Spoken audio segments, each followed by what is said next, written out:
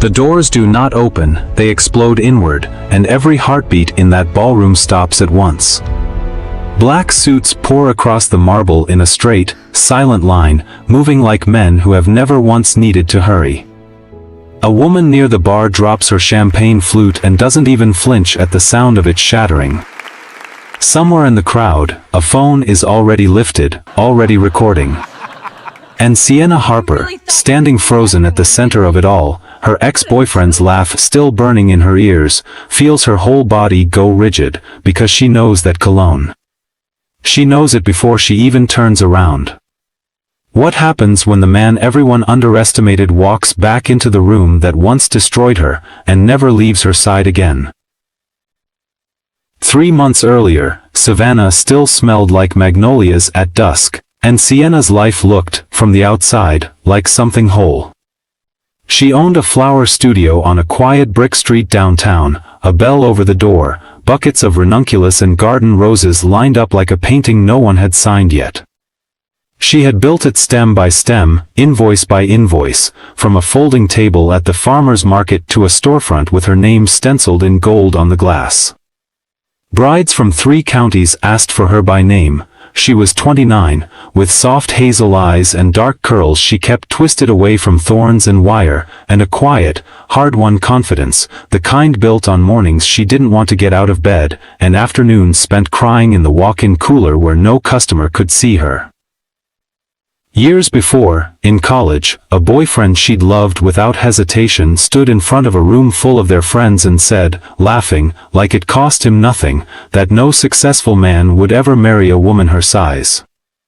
She still remembered the exact heat of that room, the punch bowl sweating on the table, her future rearranging itself into something smaller in real time. She had refused to let it stay small. She built something instead that no careless sentence could ever take from her again. Then, 2 years ago, on an ordinary Tuesday, everything changed. She was delivering an enormous arrangement of white hydrangea to a charity fundraiser at the Estelle Hotel, balancing the vase against her hip because the elevator was down, when she rounded a corner too fast and nearly collided with a man in a charcoal suit who didn't so much as flinch. He caught the vase with one hand and looked at her with something she had never once seen aimed at her before, not politeness, not pity. Plain, unguarded interest, as if she were the single most interesting thing in a room full of very expensive people.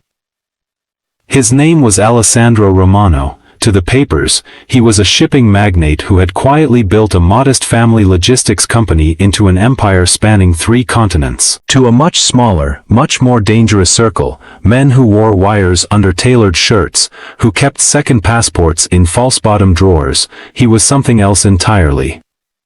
He was the man certain families in Palermo, Marseille, and Odessa did not want to cross. He gave orders in a voice that never rose, and men who crossed him stopped being spoken of in any tense but the past. Sienna knew none of that the day they met. She only knew he had studied her flowers, introduced himself with old-fashioned formality, and spent the rest of the evening finding small, unhurried reasons to stand near her table. He asked about ranunculus like he actually wanted the answer. He laughed, low and surprised, when she told him most grooms couldn't name a single flower at their own wedding. He never once looked at her the way that old boyfriend had, calculating, measuring. He looked at her face when she spoke. And later, when she caught him staring across the room, it wasn't her size he was studying, it was her laugh. Their romance unfolded slowly, deliberately, quiet dinners in private rooms, midnight calls when he was somewhere over the Atlantic and she was locking up the shop alone. He kept no photographs of them anywhere a stranger might find. She thought it was simply caution, until the night he sat her down in the study of his coastal house, poured 2 glasses of Barolo neither of them touched, and told her exactly who he was, and what loving him would cost if the wrong people ever found out. She was afraid. Of course she was afraid, but she had spent enough of her life being underestimated to recognize, instantly, a man who never once underestimated her. They married 8 months later at sunrise, in a stone chapel on the Amalfi coast, 12 guests, no photographer. To the world, Sienna Harper remained simply a successful florist who traveled often and guarded her privacy fiercely. She never needed the world's permission to know her own worth. There were nights that felt almost absurdly ordinary against the backdrop of his other life. Alessandro standing in her small kitchen in a $5,000 suit, sleeves rolled up, staring at a boxed cake mix like a document he'd been ordered to translate under deadline. I have negotiated shipping contracts with men who wanted me dead. By the end of the meeting, he told her, holding the box at arm's length. And I cannot determine whether this requires 2 eggs or 3. She laughed until her ribs ached. He never did learn to bake anything that didn't burn on one side. She never let him live it down. It was an invitation to her 10-year reunion, her maiden name misspelled on the cream envelope, that set everything back in motion. Alessandro was in Rotterdam that week. She told him not to worry, she'd go alone. Say hello, be home before his usual flight update. She should have known better. The Live Oak Country Club glowed gold through its windows, its parking lot crowded with cars worth more than most of her classmates' first houses. Sienna had barely made it to the bar in her deep green dress when she heard the voice she'd spent a decade avoiding. "Where's your husband?" Loud, deliberate. Meant to be heard. Or did no one ever show up? A few people laughed, the uncomfortable kind, the laugh that escapes before anyone decides whether it's actually funny. The old heat rose up the back of Sienna's neck, the same heat from that punch bowl night 10 years earlier. For one terrible second she was 20 again, standing in a room that had already decided her future for her. She forced a smile. That's an interesting question to open with. He's traveling for work. Convenient, he said, and the crowd laughed louder. And then the doors didn't open. They arrived. Black suits swept through first, taking positions along the wall without a wasted motion. Behind them, filling the doorway like the room had been waiting all night for him, walked Alessandro Romano, crossing that crowded ballroom the way other men cross an empty street. He looked at no one but Sienna, all the way across the room, and something in his face softened the instant their eyes met, the way it had from the very first afternoon with the hydrangeas. He reached her, wrapped one arm around her waist, kissed her forehead like the rest of the room had simply ceased to exist. Only then did he turn to her ex. "You were asking about her husband." His voice stayed low, even, almost pleasant, the kind of calm that made dangerous men go very quiet, very fast. He drew a slim platinum band from his jacket and slid it onto his finger beside a signet ring bearing a crest. "I'm right here." Her ex's face lost every trace of color. He opened his mouth, found nothing worth saying, and closed it again. What neither of them knew was that 100 phones had already been half-raised before anyone thought better of it, and that one grainy 4-second clip of Alessandro Romano's face, caught clean in the light, was about to travel somewhere far more dangerous than social media. By morning, lawyers had scrubbed it from every platform they could find. Not fast enough. In an office overlooking the Marseille harbor, a man named Dmitry Kessler, head of a rival shipping syndicate that had spent a decade losing ground, money, and men to Romano's quiet, ruthless expansion, had already seen it. He'd heard the rumors for years, that Romano, untouchable Romano, had a soft spot no one could locate. He studied the still frame of the woman in green, her head tucked against Alessandro's shoulder, and felt something in his chest twist for the first time in years. "Find her," he told the man across the desk. "Find everything. Where she works. Where she sleeps. What she loves. Everyone loves something. That's how you finally make a man like Romano bleed." Alessandro noticed the signs first, the way men in his world are trained to. An extra SUV idling 2 blocks from Sienna's shop, a courier who lingered a half-second too long at her front window. He said nothing to her at first, simply doubled her security, told his men to watch every hour, and made one call in a voice so flat it was somehow more frightening than shouting. Kessler thinks he's found something soft. He's about to learn how wrong that is. It was a bright Thursday morning when Sienna found the first orchid, tucked inside a routine delivery of white roses, a rare ghost white bloom with a faint blush at the center, the kind that grows wild on exactly one privately owned island off Sicily. She thought nothing of it. Until it arrived again the next week. And the week after that. Always anonymous. Always the same flower. Always from a different, untraceable supplier account. She began keeping the stems instead of throwing them away. 4 deliveries. 4 couriers. 1 flower from one place on earth. Something cold moved down her spine, and she called Alessandro that night. The silence on the other end of the line told her everything before he said a word. That flower is not a coincidence, Cara. It's a signature. Someone has been using your own shop to map every route in and out of it.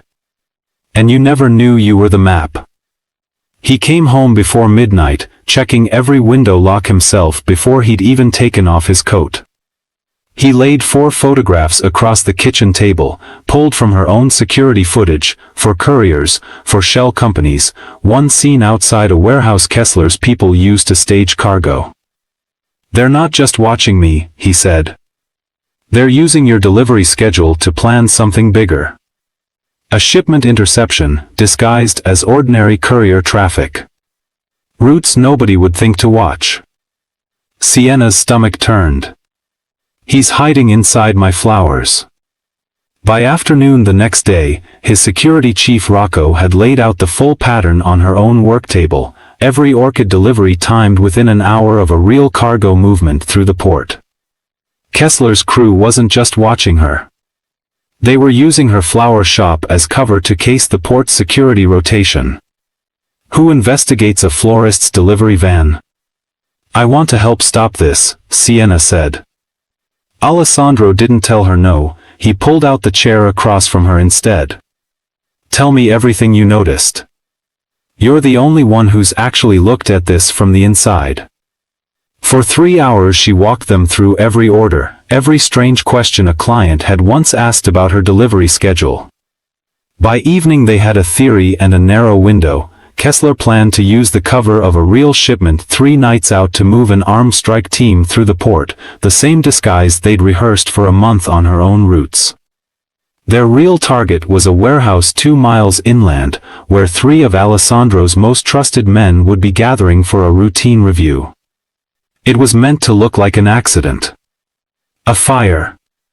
No fingerprints anywhere near Kessler's name. It would have worked, Rocco said quietly, if she hadn't noticed the orchids. 3 nights later, from a secured control room, Sienna watched the ambush unfold on a bank of monitors, a van rolling toward the warehouse gate 2 minutes ahead of schedule, a courier reaching for a clipboard that hid something else entirely. Gun, she said sharply into the radio, left hand. 90 seconds later, Alessandro's men had the entire strike team on their knees, hands laced behind their heads, not a single shot fired from his side. Rocco's voice crackled through, dry and unbothered, "Tell the boss his wife's got sharper eyes than half my crew." The truth, when it came a week later, was worse than the ambush itself.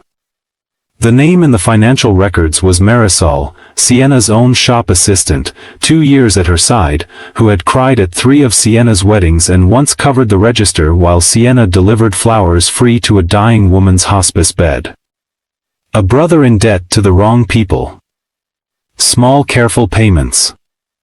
A phone that pinged near the warehouse the night of the ambush. Why?